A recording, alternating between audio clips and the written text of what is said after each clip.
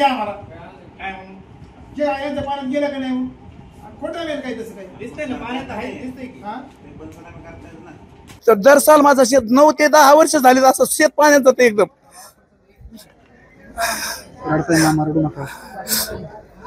काय बोला बोलल्याशिवाय नाही काय तहसीलदार ते काय म्हणले ते म्हणले हा बघू पाठीतून म्हणले अधिकारी पाठीतून म्हणले तुम्हाला। आता isakal.com आहे देशातील नंबर 1 ची मराठी न्यूज वेबसाईट। प्रत्येक अपडेटसाठी isakal.com ला नक्की भेट द्या।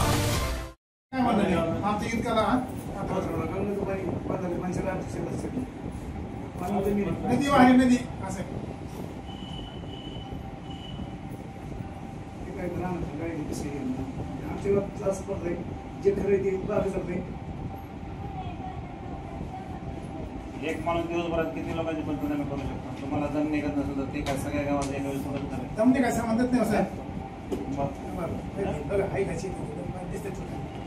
पूर्णपणे वाचायचं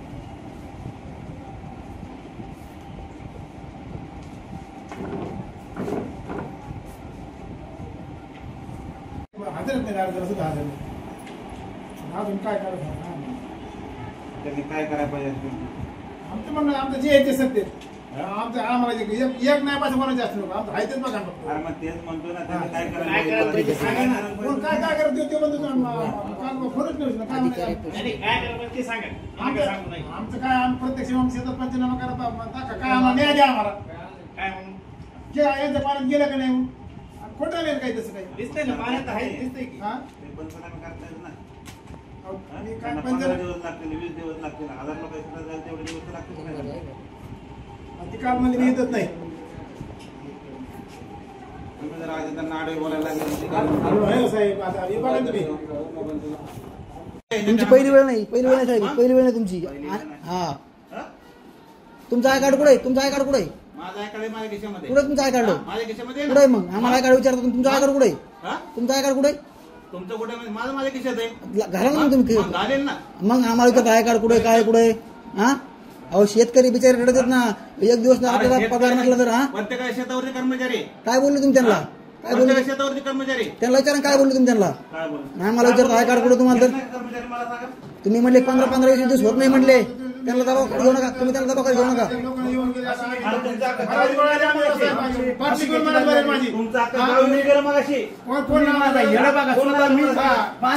करायला लागलो तुम्ही मग सगळे लोक येऊन गेले आम्ही कालपासून फोन करतो पुरा काम आम्ही त्या अधिकाऱ्याला म्हणायचं आम्ही मी येत नाही काय नाही कसं नाही हो आमचं काय म्हणणं नाही आम्ही काय भांडत नाही लोकांनी मतदान केलं आम्ही खरी मारला होता समाजाच्या लोकांनी मतदान केलं आम्ही खरी मारला होता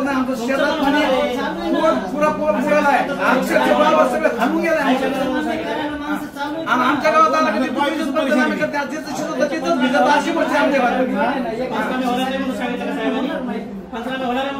आम्ही तर करून सांगतो अधिकाऱ्याला आमच्या क्षेत्रात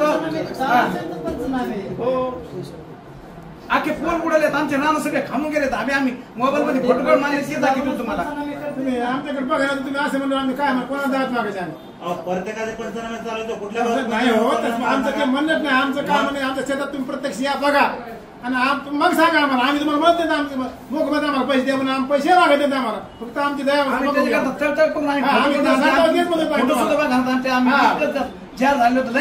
येऊन गेलो आता कोण येऊन गेलो कोण फोटो काढायला सांगितले कोणाला फोटो काढायला सांगितले असं नाही सगळ्यांचे फोटो काढायला सांगितले आता आम्हाला ग्रामसेवक येऊन गेले तिथे त्यांनी फोटो काढले मी शपथ होऊन सांगतो मी आत्महत्या करायला सर माझा हेडा बघा तुम्ही नसेल कारण माझा पवार पाणी देत काय तुम्हाला हेडे दाखवतो माझा तुमचा पंचनामा नाही झाला तर तुम्ही माझ्याकडे या तुमचा पंचनामा नाही झाला तर हा प्रत्येकाचा पंचनामा चालू आहे हा तुम्ही गेले ना सगळ्या गावात पंचनामे प्रत्येक मला माग म्हणून मी तीच वाचलो नाही तर मी म्हणलं बाकीचेच तरी काही होईल पण मग आत्महत्याच करतो म्हणलं कारण माझा दर्शक पुरात पाणी 9 वर्ष झालं वावर पाण्यात जाते माझं 9 वर्ष झाली।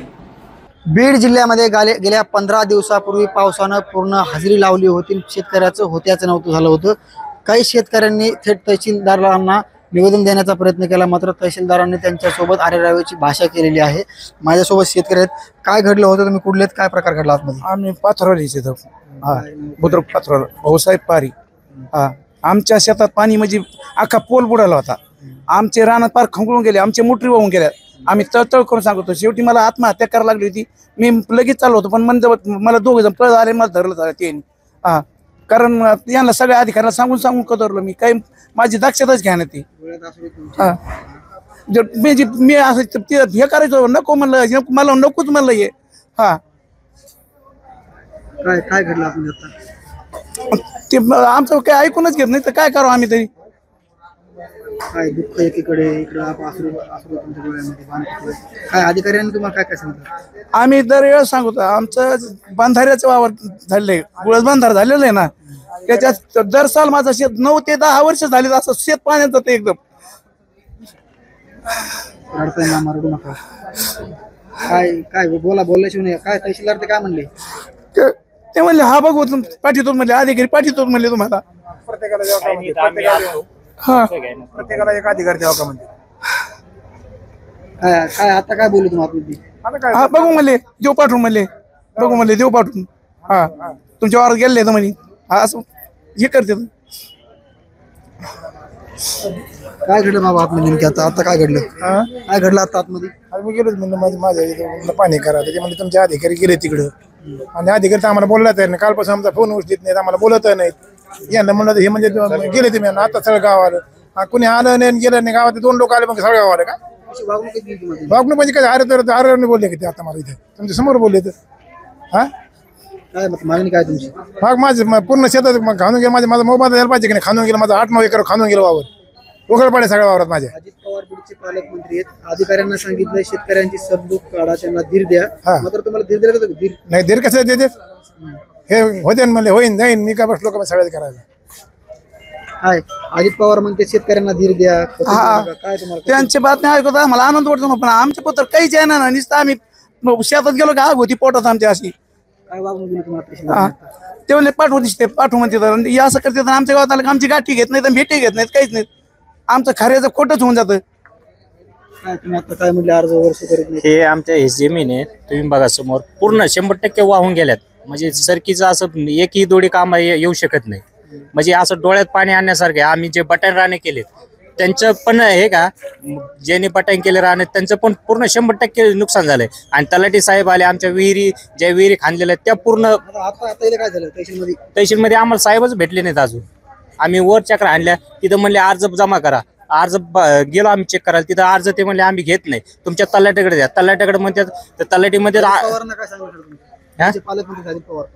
दादाला हे सांगणं विनंती की आमच्याकडे लक्ष द्या, आमचे अर्ज तुम्ही हे करा. इथं येऊन पण ते स्वतः अर्ज घेत नाहीत. ते बांधर कधी येणार आहेत आमच्या गावात? म्हणजे अजून आमच्या गावात तलाठी पण नाही. नवीन एक रुजू झाला ते तर अजून शेतावर नाही आला बघायला. पण नक्कीच बीड जिल्ह्यामध्ये संपूर्ण पिकांचं नुकसान झालं. शेतकरी हैराण आहे, आक्रोश करतोय, व्यथा मांडतोय, डोळ्यात अश्रू आहेत. अजित पवार म्हणतात आम्ही अश्रू पुसतो, मात्र निगरगट्ट प्रशासन, गेंदड्याच्या कातड्याचं म्हटलं तरी हरकत नाही असं हे प्रशासन आहे. आणि झोपेचं सोंग घेते. आमचे अर्ज स्वीकारले जात नाहीत आणि एका शेतकऱ्याने अश्रू देखील आता वाहिलेले आहेत. तात्काळ मदत मिळाली पाहिजे, मात्र चुकीची वागणूक गेवराई तहसीलदार खुमणे म्हणून देतात असा आरोप देखील शेतकऱ्यांनी केलेला आहे. नक्की त्यांच्यावर काय कारवाई होती देखील पाहणं महत्त्वाचं असणार आहे. महाराष्ट्रातील सर्व बातम्यांचे विश्वासार्ह व्यासपीठ, सकाळच्या सर्व सोशल मीडिया प्लॅटफॉर्मला लाईक, फॉलो आणि सबस्क्राईब करा. तसंच सर्व नोटिफिकेशनसाठी बेल आयकॉन प्रेस करायला विसरू नका.